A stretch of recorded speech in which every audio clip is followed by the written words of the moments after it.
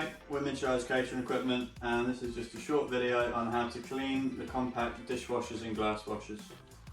First of all, with the machine empty, you can take the arms off, nut in the middle just unscrews, the arms just lift up. You'll want to unblock these jets, you'll get bits in them every so often. Make sure they're nice and clear, because if they get blocked up, the wash water won't be drained properly and you won't get your perfect results. The arms on the bottom are the same as the arms on the top, they just unscrew down and they drop out. Again, make sure they're nice and clear and keep them separate.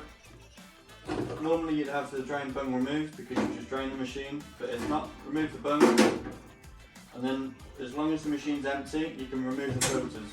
There's two. One and then a little secondary one there. Make sure there's no glass around the base before removing those, because if any glass goes in the front it will block up and we'll have to come out and unblock it. Just make sure these filters stay clear, this one being the final one. If it gets blocked up it won't let the wash water down into the pump and it won't spray properly and your results won't be great. Other than that, you just want to check, make sure all the channels are clear.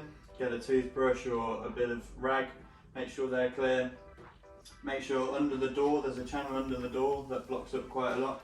Make sure that's nice and clear, and then just wipe the cabinet over for general use. You can do it with the machine full with a brush and rinse it out, or you can do it with it empty. Put it back together, put the bottom filter in, make sure it clicks down. The top filter in again, make sure it clicks, and make sure the drain plug is in and pushed all the way down so it doesn't lose any water.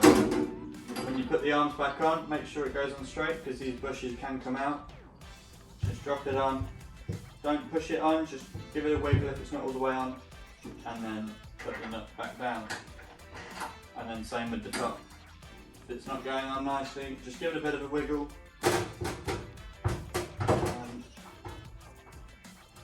And then screw it in.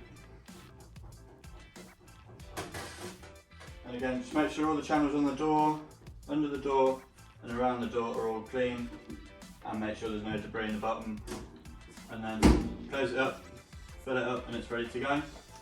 It's the exact same on the smaller machines and the push button ones. The only difference on the smaller machine is that your top arms are only rinse arms and your bottom arms are slightly smaller than the big machines. So again, just make sure they're always nice and clear. Just drop those on, and you can only put those on the bottom,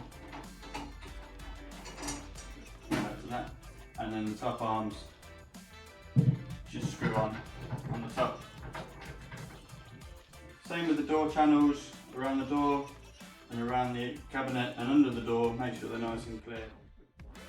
With glass washers, sometimes you can run your beer line cleaner that you pulled out of your beer lines, put it in the glass washer and run it through.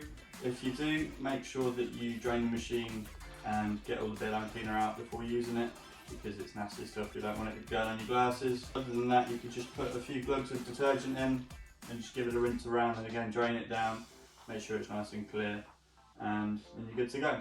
There's not much to it. If you keep the outside nice and clean, then it keeps the machine working nicely.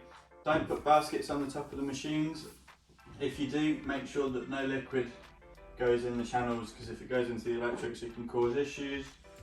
You can get specific drip trays to put baskets in that stops water dripping away and it collects it all in the tray. Feel free to contact us and we can supply them. That was just a short little video on how to clean a compact glass washer or dishwasher. Any questions, give us a call or visit the website. Thank you for watching.